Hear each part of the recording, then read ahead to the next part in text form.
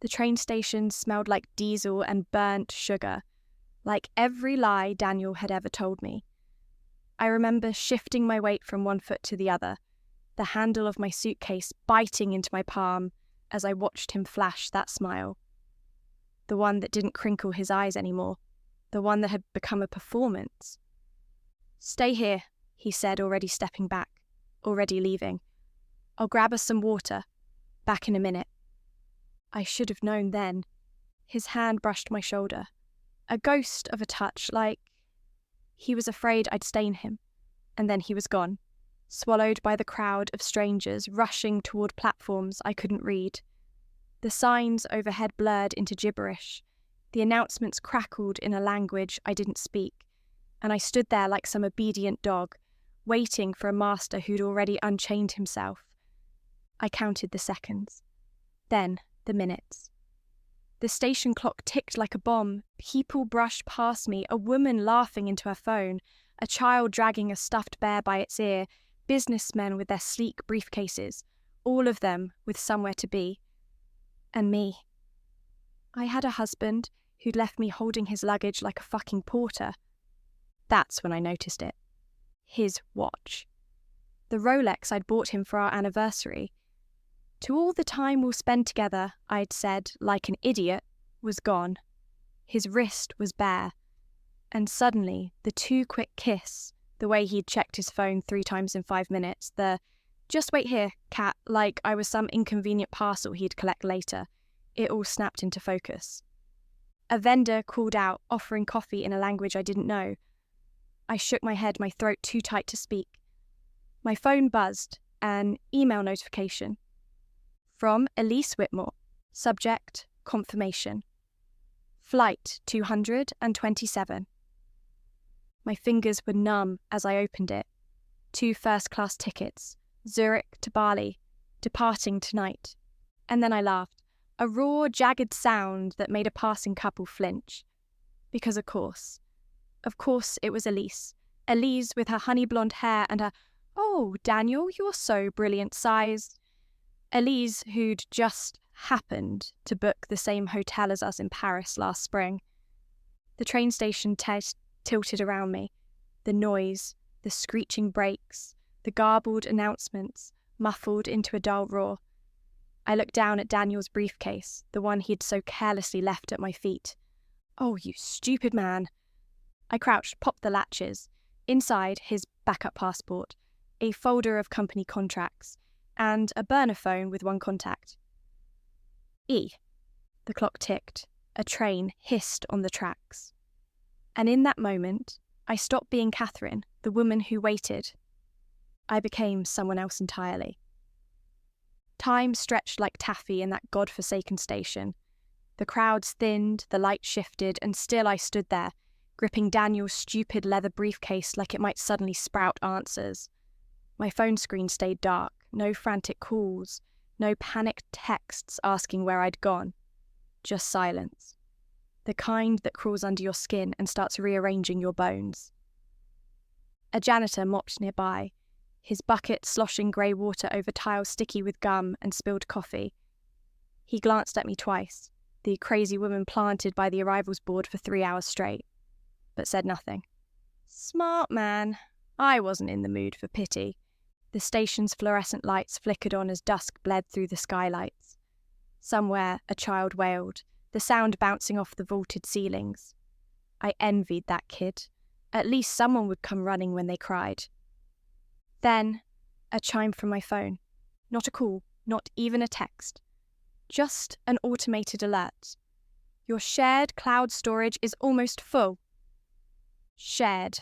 With Daniel.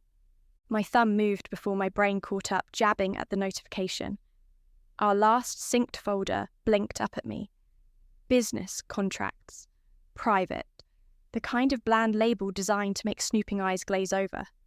Inside, scanned invoices, non-disclosure agreements, and then a PDF titled E.Bally_itinerary_final. The file opened with a tap. Flights, villa reservations, a sunset cruise booking for 2, all under Whitmore, E and Laurent D. The letters swam. Laurent, his mother's maiden name, the one he only used for offshore accounts and hotel bookings he didn't want traced.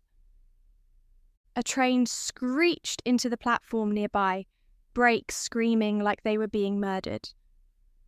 The sound matched the white noise filling my skull.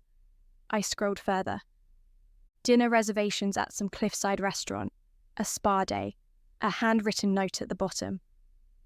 Can't wait to finally be together without pretending. The screen blurred. I blinked hard, expecting tears, but my eyes stayed dry. Funny how the biggest betrayals don't hurt at first. They just hollow you out, leaving a space where the pain will eventually grow. Across the concourse, a couple kissed by a departure board, her laughter ringing like wind chimes. I watched the man tuck a strand of hair behind her ear, the exact gesture Daniel used to do for me before meetings with Elise. The briefcase weighed nothing in my hand now, just dead leather and dead promises. I checked the time, 4 hours and 17 minutes since he'd walked away. That's when I noticed the security camera above me, its red light blinking steadily. Recording. Witnessing. I smiled right at it. Let him watch this part later.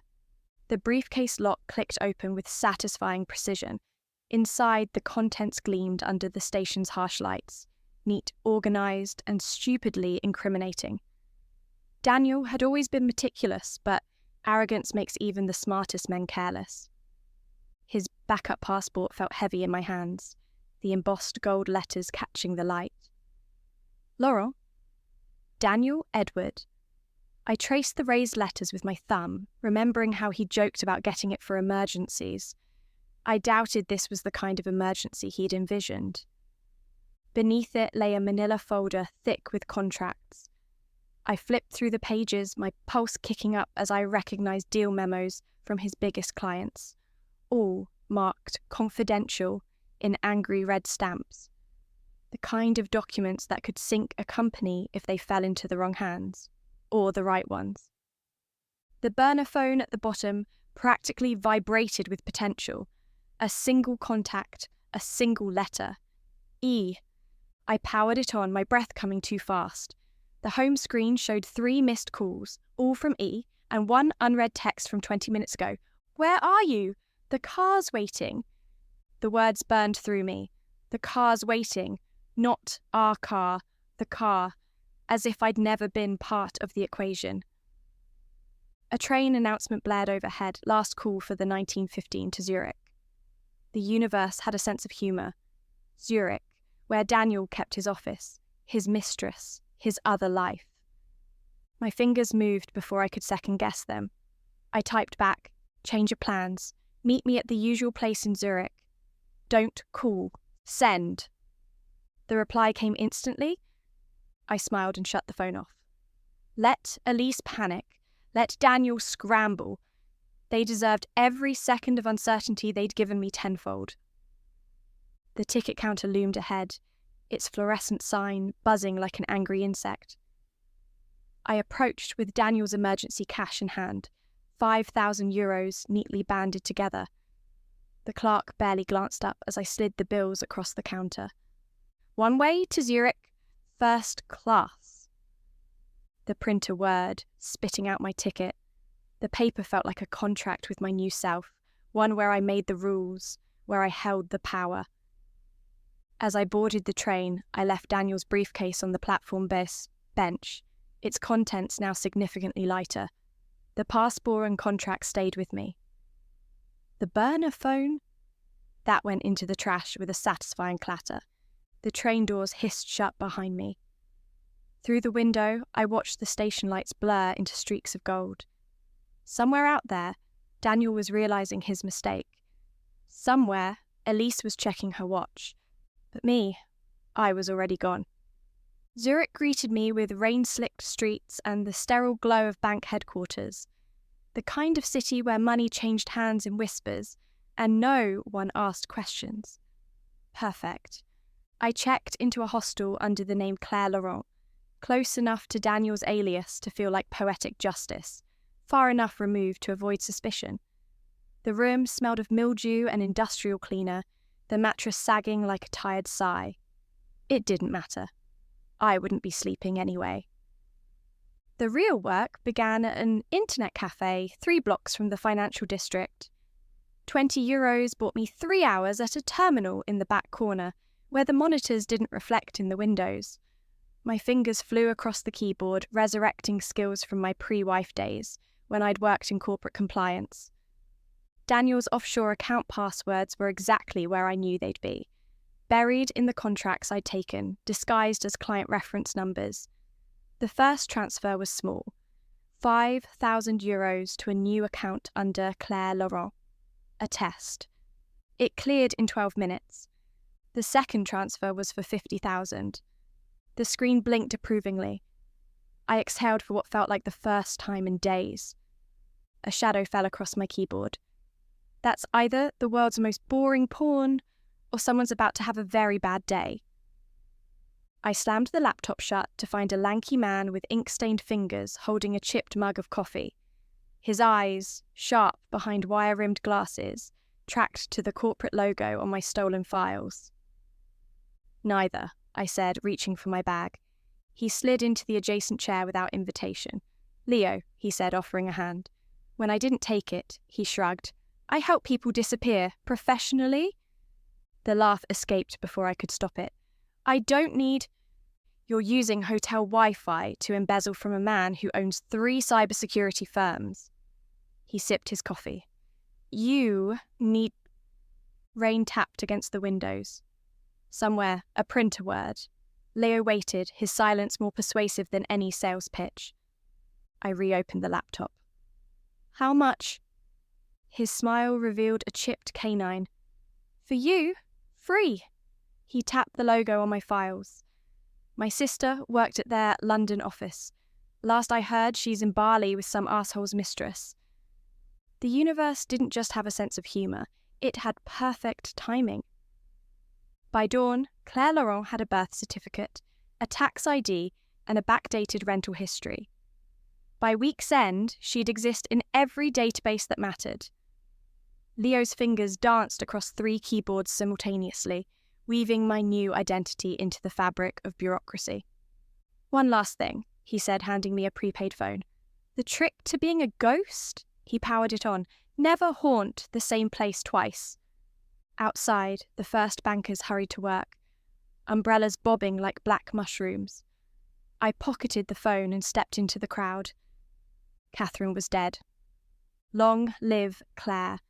The offices of Voyage Elite stretched across the top floor of a glass tower overlooking Lake Zurich, all chrome and designer furniture that cost more than most people made in a year. Daniel's biggest competitor, his most hated rival, and now, my new employer. I adjusted the headset at my reception desk, watching through the floor-to-ceiling windows as a storm rolled across the water. The interview had been laughably easy. Claire Laurent's forged credentials were flawless, and desperation makes the best reference. 3 days of answering phones, scheduling meetings, and most importantly, listening. "You'll want to see this." Marcus Reinhardt, Voyage Elite's founder, didn't look up from his tablet as I entered his office.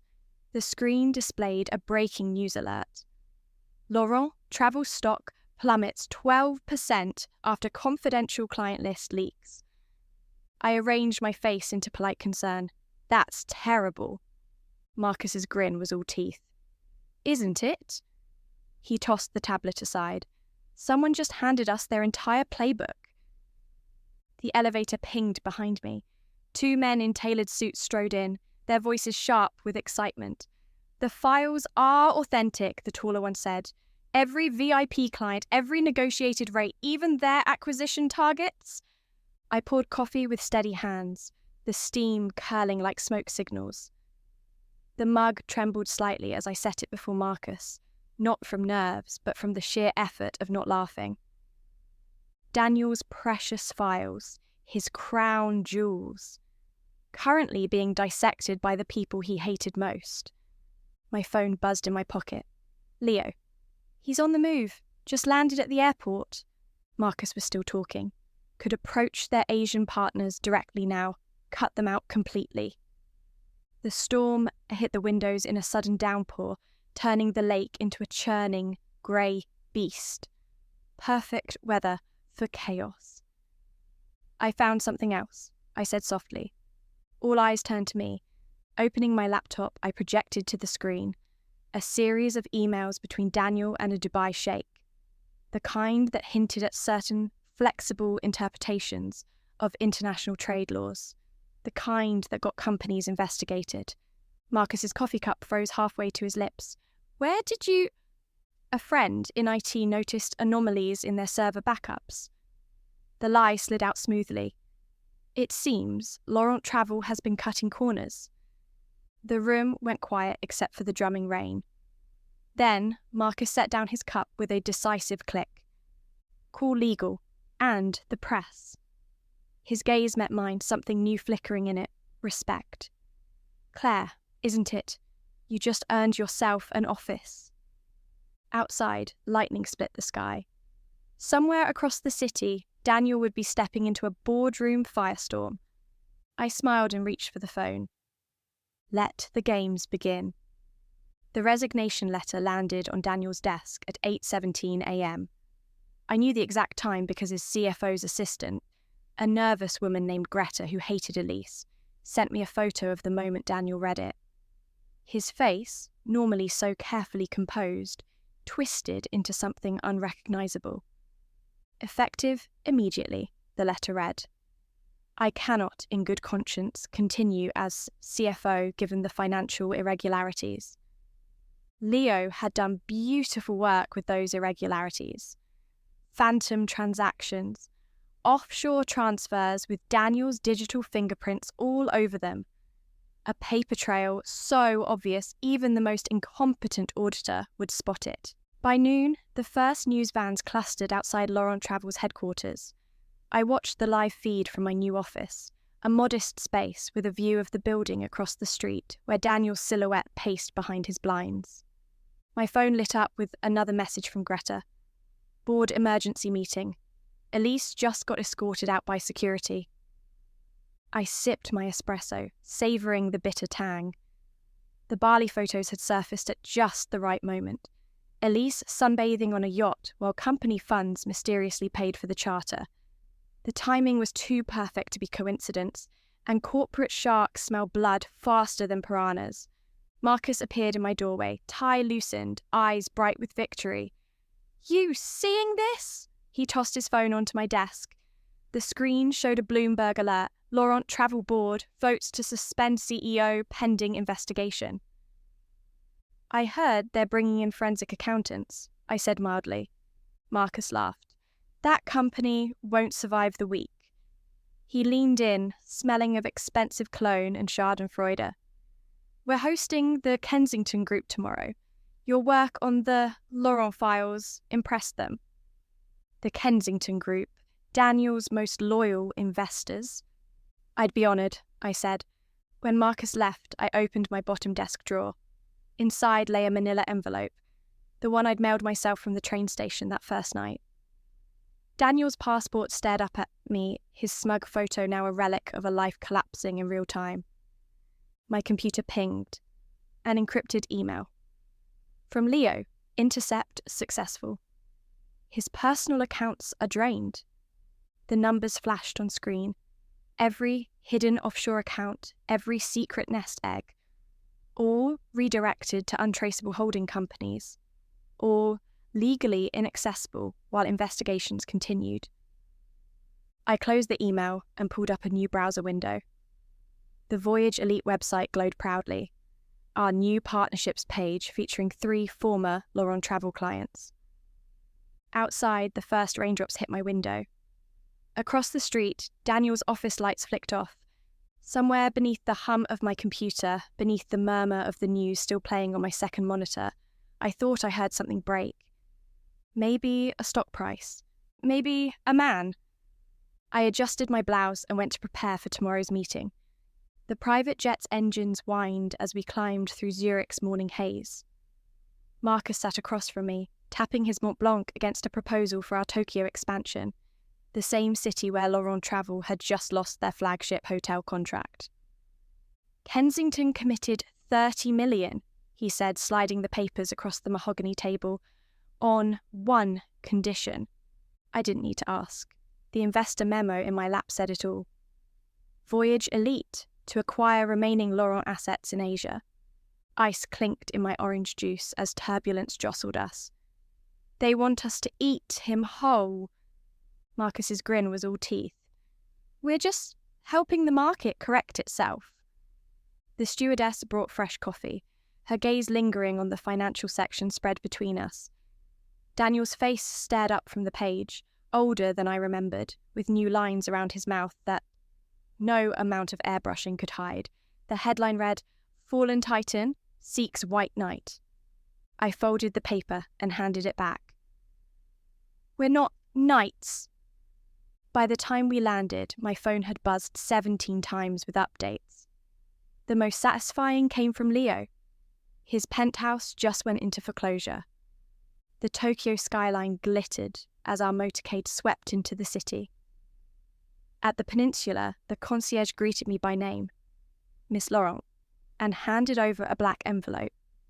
Inside, a handwritten note from the sheikh whose deal I'd leaked months earlier. Your discretion is appreciated. My staff awaits your instructions. The ink smelled faintly of saffron and expensive decisions. That night, in a private dining room overlooking the city, 12 of Daniel's former clients toasted our new venture. Sake flowed as contracts were signed directly over the remnants of his empire. The Kensington Group's chairman, a wry Brit who'd lost millions on Daniel's collapse, leaned in during dessert. Rumour says Laurent's looking for a job in Dubai. I swirled my plum wine, watching the liquid cling to the crystal. I heard they don't issue work visas to people under investigation. His laughter drew stares from across the room. By month's end, Voyage Elite's valuation doubled. My office moved to the executive floor, with glass walls that showed the entire lake, and the crumbling Laurent building across the water.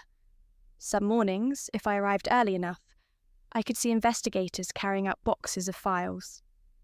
Leo became our silent partner, his algorithms predicting travel trends before they happened. The system flagged an emerging market, female solo travellers seeking luxury security. We branded it Claire Class, private jets with panic buttons, hotels with discreet female concierges. The press called it revolutionary. Daniel called it theft. His single interview since the collapse ran in a struggling business weekly. The photo showed him sitting on a park bench, his once impeccable shoes scuffed at the toes. Someone systematically destroyed my life, the caption read. I had the article framed. When the Claire Class launch party lit up the Zurich Opera House, cameras caught me in a backless red gown standing beside Marcus. Reuters captioned it, Voyage Elite's Rising Star. Somewhere in the crowd, a reporter asked how it felt to surpass my former employer. I sipped champagne and smiled. Former? The courtroom sketch artist captured Daniel perfectly. The way his tailored suit now hung loose at the shoulders, the single streak of grey at his temple that hadn't been there 6 months ago. His lawyer's mouth moved soundlessly behind the bulletproof glass of my television screen, hands fluttering like injured birds as the judge read the verdict. Guilty on 3 counts of financial fraud. I muted the broadcast just as the camera cut to Elise sobbing in the back row, her Balmain dress wrinkled from sitting too long. The ticker at the bottom of the screen kept cycling through headlines. Laurent assets, frozen, extradition proceedings. Victims seek restitution. Leo's latest creation hummed on my desk, a custom algorithm tracking every dollar Daniel had ever hidden. The screen pulsed red as another offshore account was seized by authorities. His mother bailed out the penthouse, Leo said, tossing a surveillance photo onto my desk. The elegant older woman glared at the camera, her gloved hand signing paperwork with a banker. Paid in cash from her personal trust. I ran my finger along the photo's edge. Sophia Laurent had never approved of me. Now we had something in common. The intercom buzzed. Miss Laurent, the Wall Street Journal is here for your profile. The journalist arrived with a voice recorder and sharp eyes. She asked about Voyage Elite's explosive growth, about Claire Class, about being named one of Zurich's most influential women. Then, inevitably, what do you say to critics who claim you profited from Laurent Travel's collapse? Sunlight streamed through the windows, glinting off the framed article about Daniel on my shelf. I crossed my legs slowly, letting the silence build. I'd say the market rewards those who understand their clients' needs. I gestured to the Claire Class brochure on the table. Safety, discretion, certainty, things some companies forgot how to provide. Her pen hovered over her notebook. Any comment on Daniel Laurent's conviction? Ice clinked in my water glass as I took a sip. Justice has its own itinerary. The resulting article dubbed me the quiet storm of luxury travel, a phrase that went viral across business networks. By evening, my inbox overflowed with interview requests and investor inquiries. That night, as Zurich glittered below my penthouse, I scrolled through the latest updates. Daniel's mugshot had leaked online, his famous smirk replaced by a hollow stare. Comment sections filled with Schadenfreude. Karma's a bitch. Where's his gold digger secretary now? Hope he enjoys prison cuisine. My finger hovered over a gossip site's exclusive. Disgraced CEO's wife files for divorce. Cites abandonment. The photo showed Elise boarding a flight to Argentina, her face hidden behind oversized sunglasses. The balcony doors rattled as a spring storm rolled in. Rain sheeted across the glass, distorting the city lights into watery streaks. Somewhere out there, Daniel sat in a holding cell, finally understanding what it felt like to be left with nothing. I closed the browser and picked up the phone. Marcus, let's discuss the Dubai expansion. Thunder shook the windows as I began drafting an offer for Laurent Travel's remaining assets. The perfect addition to our Claire collection. The Interpol warrant arrived on a Tuesday morning, thick ivory paper embossed with official seals, delivered by a stone-faced officer who refused coffee. I watched from the private screening room of Voyage Elite's headquarters as Daniel was escorted through Heathrow's Terminal 3 in handcuffs, his once impeccable hair now greasy under the fluorescent lights. The cameras caught the exact moment he spotted the press scrum, his shoulders tightening before he forced his chin up, that old arrogance flickering to life like a faulty neon sign. Leo's fingers flew across the keyboard beside me, pulling up real-time financials. They just froze his mother's trust, he murmured. Every last Swiss franc. On screen, a reporter shouted a question about extradition. Daniel turned toward the voice, his lips parting, then froze as his gaze snagged on something off camera. The footage zoomed in on his face draining of colour. I knew what he'd seen before the camera panned. There, on the departures board behind him, flickered a single line in bold letters. BA 227. To Bali boarding. The same flight number from Elise's itinerary. The same destination where she'd been photographed last week draped over a Swedish financier. Daniel's knees buckled. The officers caught him by the elbows. But the damage was done. The video went viral before his plane even took off for the extradition hearing. Memes proliferated. When the karma hits too hard. Laurent's final descent. My phone lit up with Marcus' latest acquisition offer for the Laurent family villa in Nice. I declined with a single tap. Some things were better left as ruins.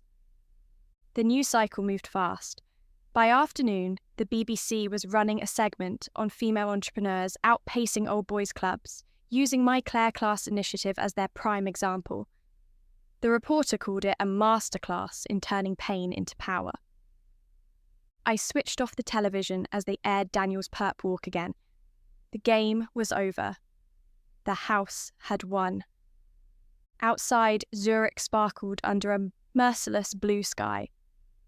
Somewhere beyond those mountains, a man who'd once left me stranded, now sat in a cell, finally understanding what it meant to watch the world move on without you.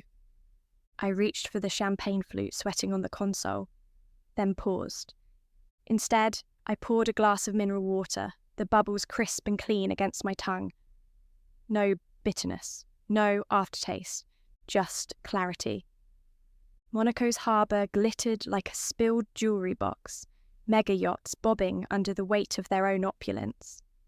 I adjusted my sunglasses as Leo handed our daughter a lemon gelato, her small fingers already sticky from the croissant she'd demolished. The cafe terrace smelled of espresso and salt water, of money and forgetting. Then I saw him. Daniel materialised between two parked Lamborghinis, his once signature navy blazer replaced by an ill-fitting linen shirt. The years had carved new hollows beneath his cheekbones, his posture slightly hunched as if expecting a blow.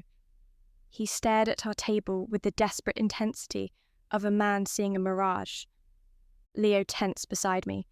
"Want me to—" "No." I dabbed gelato from Sophie's chin. "Let him look." Daniel wove through the cafe tables, his breathing audible when he reached us. Up close, I could see the frayed collar, the scuff on his loafers. His gaze darted from my diamond wedding band to Sophie's curls, the same shade his used to be before the grey took over. "Cat." His voice cracked on the syllable. Sophie looked up, her smile fading at the stranger's intensity. Leo placed a protective hand on her shoulder. Daniel swallowed hard. "I just wanted to—" A bodyguard materialised between us, his bulk blocking Daniel's advance. "Madame doesn't speak to strangers." The word hung in the humid air, stranger, as brutal as any courtroom verdict. Daniel's mouth worked silently, his eyes darting to the headlines of my abandoned newspaper. Voyage Elite acquires rivals Asian holdings. My face smiled up from the accompanying photo. Sophie tugged my sleeve. "Maman, can we see the dolphins?" I stood without glancing back, tucking her sticky hand into mine. Leo dropped €100 note on the table, enough to cover our coffees and the shattered illusion behind us. As we walked toward the harbour, the scent of Daniel's old cologne, something woody and expensive, briefly cut through the salt air. Then the wind shifted, carrying it away. Sophie skipped ahead, her sundress fluttering like a victory flag.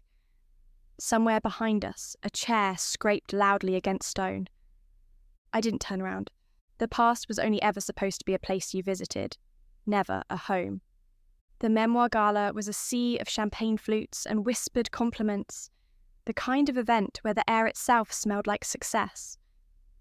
I stood at the podium, my fingers brushing the embossed cover of Departure Times, its title gleaming under the crystal chandeliers. The crowd hushed as I adjusted the microphone. "Someone once told me life is about the journeys we take," I began, my voice carrying through the silent ballroom. Cameras flashed like distant lightning, but they never mentioned what happens when someone pushes you off the train. A ripple of laughter moved through the audience, nervous from the financiers, knowing from the women in the front row. My editor had begged me to soften that line, but I'd fought to keep it. Truth deserved its sharp edges. Spotlights warmed my skin as I read the final passage. The station where he left me had 17 platforms. I could have boarded any train, the one back to who I was, the one leading nowhere, or the one I created myself, so I built my own damn locomotive. The applause crashed over me in waves. Across the room, Leo winked from his place near the exit, our now 6-year-old Sophie perched on his shoulders, clapping with frosting-stained fingers. The after-party swirled with celebrities and CEOs, all eager to claim 5 minutes with the woman who'd turned betrayal into a billion-dollar empire. A literary critic cornered me by the ice sculpture, gushing about the memoir's brave vulnerability. I smiled and thanked her, my gaze catching on a breaking news alert flashing across a waiter's phone screen. Disgraced CEO Daniel Laurent denied early release. The ice sculpture dripped steadily between us, its intricate train design slowly dissolving into a puddle of what might as well have been tears. By midnight, the crowd had thinned. I slipped out onto the rooftop terrace where the city lights stretched endlessly below. Sophie's laughter floated up from the hotel suite where Leo was putting her to bed, the sound lighter than anything from my past. My phone buzzed with a calendar alert. Tomorrow, Sophie's first day of school. Beneath it, another notification. Voyage Elite Q3 earnings call. And, lower still, an email from Marcus about our new Maldives resort. No missed calls, no loose ends. The night air carried the distant whistle of an actual train leaving the central station. Its rhythm steady, confident, exactly on schedule. I leaned against the railing, the memoir's dedication page flashing through my mind. For the man who taught me to travel light. Inside, Sophie's voice rose in protest about bedtime. Leo's deep chuckle followed, then the familiar creak of storybook pages turning. Some stories end with revenge, some with forgiveness. Mine. It didn't end at all. It simply became the view from where I'm standing now,